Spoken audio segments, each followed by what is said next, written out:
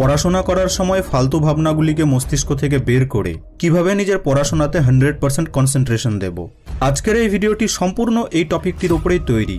আপনি যে ক্লাসেই পড়ুন না কেন বা যে কোনো কাজই করুন না কেন, যে জায়গায় আপনার মস্তিষ্কের প্রয়োজন পড়ে সেই প্রতিটি জায়গায় এই ভিডিওটি আপনাকে কনসেন্ট্রেট করতে শিখিয়ে দেবে। তো উইদাউট ওয়েস্টিং ইউর টাইম শুরু করি মেইন টপিক।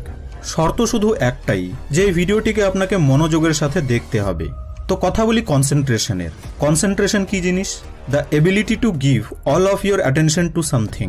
আপনার যতটা থট প্রসেস আছে সেই সম্পূর্ণ থট প্রসেসকে কেবলমাত্র একটি জিনিসের উপর কাজে লাগাতে পারার কোয়ালিটিকেই কনসেন্ট্রেশন বলে। তো আমাদেরকে এই জিনিসটিকেই পেতে হবে, তাহলেই আমরা খুব ভালোভাবে পড়াশোনা করতে পারবো, নিজের কাজকে ভালোভাবে করতে পারবো। কিন্তু কিভাবে? যখনই আপনি কনসেন্ট্রেট করার চেষ্টা করেন তো তখনই আপনার সামনে কনসেন্ট্রেশনের দ্বিতীয় ভাই, যে কিনা কনসেন্ট্রেশনের বড় শত্রু, সে আপনার সামনে এসে হাজির হয়ে যায়। এর নাম হলো ডিস্ট্রাকশন। একেও আমাদেরকে ভালোভাবে বুঝতে হবে, তাই মনোযোগ দিয়ে শুনুন। যখন আপনি নিজের থট প্রসেস থেকে সমস্ত ডিস্ট্রাকশনকে বের করে দেবেন, সেই দিন থেকে আপনি 100% কনসেন্ট্রেশন দিতে পারবেন কোনো জিনিসের মধ্যে। তাই কনসেন্ট্রেশনকে বোঝার জন্য এই ভিডিওটিকে আমি দুটি পয়েন্টে ভাগ করেছি। Point number 1, how to remove your distraction. নিজের ভাবনাগুলির মধ্যে থেকে সমস্ত ডিস্ট্রাকশনকে দূর করব কিভাবে। তো দেখুন, যেভাবে কনসেন্ট্রেশনের মানে হলো নির্দিষ্ট একটি জিনিসের সম্পূর্ণ ধ্যান দেওয়ার ক্যাপাসিটি, তো এরই বিপরীত ডিস্ট্রাকশনের মিনিং হলো সেই অভ্যাস যা আপনাকে আপনার মেন কাজ থেকে, আপনার পড়াশোনা থেকে ধ্যানভ্রষ্ট করে দেয়।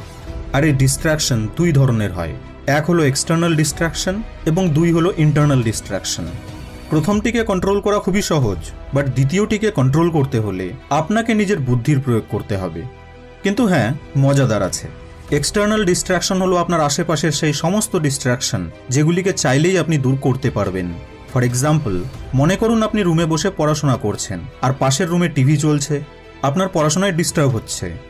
আপনি উঠলেন, দ্বিতীয় রুমে গেলেন, টিভি বন্ধ করলেন, আবার এসে পড়তে বসলেন। মানে আপনার এক্সটার্নাল ডিস্ট্রাকশন সেখানেই শেষ হয়ে গেল। মনে করুন আপনার মোবাইলে বারবার নোটিফিকেশন আসছে, তো আপনি ফোনের ডেটা অফ করে দিলেন এবং সাইলেন্ট করে দূরে রেখে দিলেন। ব্যাস, আপনার যে এক্সটার্নাল ডিস্ট্রাকশন ছিল সেটি তখনই শেষ হয়ে গেল। এক্সটার্নাল ডিস্ট্রাকশনকে কন্ট্রোল করা খুবই ইজি কাজ। এক্সটার্নাল ডিস্ট্রাকশনের কন্ট্রোল সবসময় আপনার হাতেই থাকে। তো এবার আমরা আসি ইন্টারনাল ডিস্ট্রাকশনে। সে আমার সাথে ব্রেকআপ করলো, সে আমাকে মিথ্যে বলল, তার সাথে আমার ঝগড়া হলো, বা তার সাথে 5-5 ঘন্টা কথা বলার মন করে, এক্সামের ভয়, মনে অনেক স্বপ্ন ঘুরছে, আফসোস হচ্ছে কোনো ব্যাপারকে নিয়ে। মানে ইন্টারনাল ডিস্ট্রাকশন হলো আপনার মনের মধ্যে চলতে থাকা ভাবনার এবং চিন্তার সুনামি। তো ইন্টারনাল ডিস্ট্রাকশনকে কন্ট্রোল করতে হলে আপনাকে নিজের থট প্রসেসকে চেঞ্জ করতে হবে। তো থট প্রসেসকে কিভাবে চেঞ্জ